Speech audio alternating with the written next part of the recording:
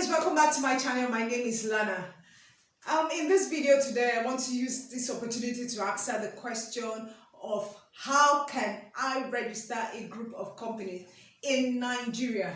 So the word group under the Companies and Island Matters Act is prohibited to be used for a company without the consent of a registrar of the Corporate Affairs Commission, CAC. So yes, I know people say, oh, they have two companies, they want to have subsidiary companies, they want to register it as a group. Well, you can't do that, but there are requirements, and this video is to tell you how to register your company as a group of companies. So let's just go right into it. First thing you do is to seek the consent of the registrar, because without the consent of the registrar of CAC, Corporate Affairs Commission, you cannot register your company as a group. So you need to seek the consent, and yes, there is an application that you have to apply. The consent comes through an application, and you have to pay a fee, non-refundable fee.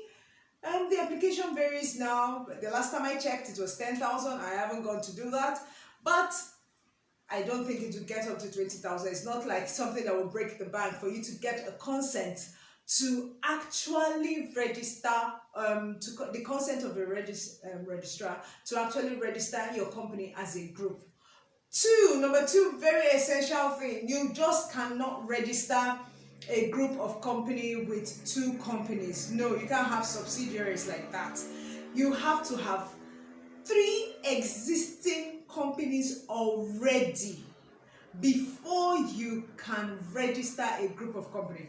Okay, so now we know in Nigeria we have Dangote. We have Dangote Sugar, we have Dangote Flour, we have Dangote Cement, and then we now have Dangote Group of Company. Yes, he has 3 other companies that were existing before he decided to register a group of companies. So yes, I do have a client that just had only one company existing, and she said, what is subsidiary? What is subsidiary? Well, you cannot get a subsidiary unless you already have 3 existing companies. That is when you can actually go ahead to ask for the consent of the registrar and to register a company as a group of company.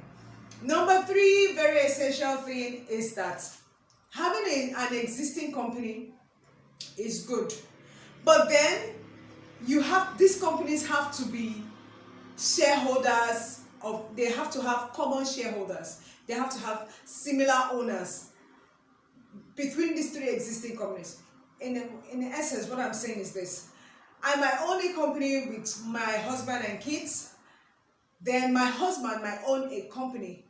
I am actually a shareholder in it, and the kids are actually a shareholder.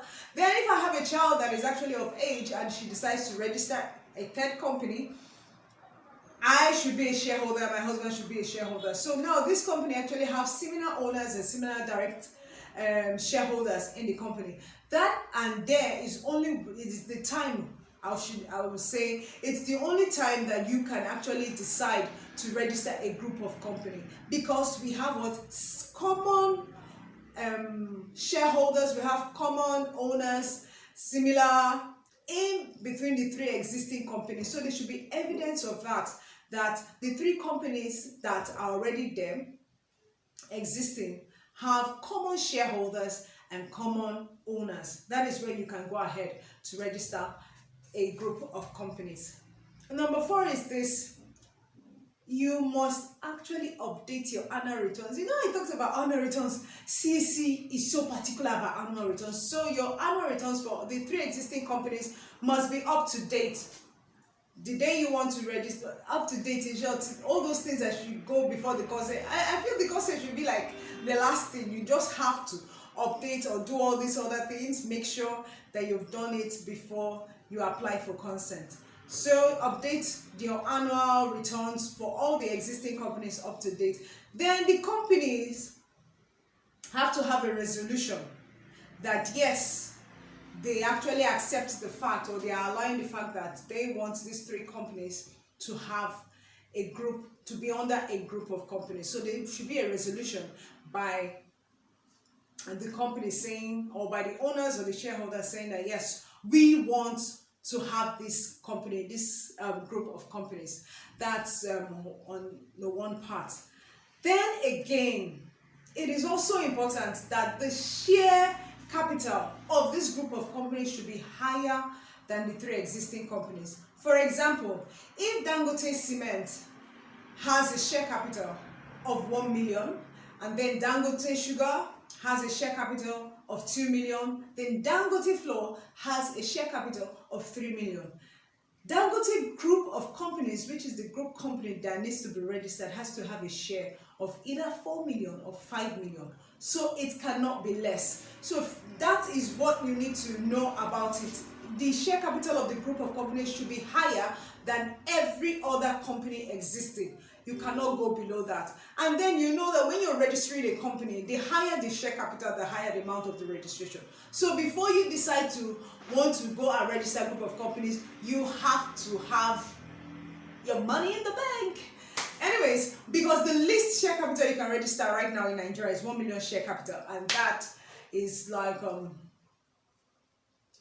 people get to register companies between 60, 70, 80,000 naira. So just imagine you are registering. Okay, it will be safe if all the companies have 1 million share capital, but if they have anything other than that, then you want to register a 5 million share capital. Know that you have to have your money in the bank for you to do that. So the next one is this. The company has to, for you to have a group of company, especially if it's a financial institution, it's insurance, what again? Financial banks, financial institution, insurance, large scale company. Yes, you have to have compliance with section 553 of the Companies and Allied Matters. And what this simply says that you have to update a statement. Your financial statement needs to be updated, so that you have that regulation has to be complied with before you can actually go ahead. So if you're already to go ahead to register a group of companies, so if you already have a large scale companies that are doing well, you understand, then you want to register a group of companies, you just have to comply with section 553 of the Companies and Allied Matters Act, CAMA 2020.